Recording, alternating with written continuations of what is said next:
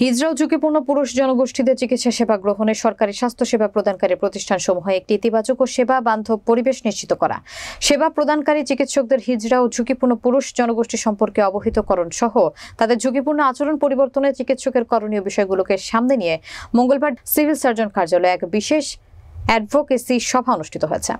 বিস্তারিত থাকছে ফরিদপুর জেলা প্রতিনিধি মাহবুব পিয়ালার প্রতিবেদনে।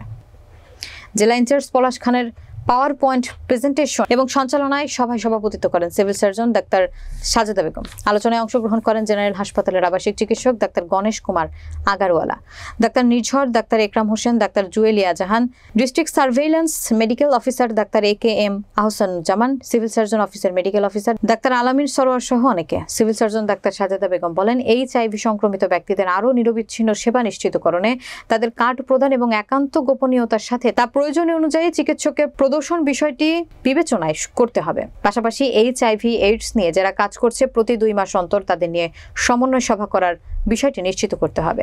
সর্বোপরি একটি HIV/AIDS মুক্ত বাংলাদেশ বিনির্মাণে সকলে যার যার অবস্থান থেকে কাজ করে যাওয়ার প্রতি বিশেষ গুরুত্ব আরোপ করেন।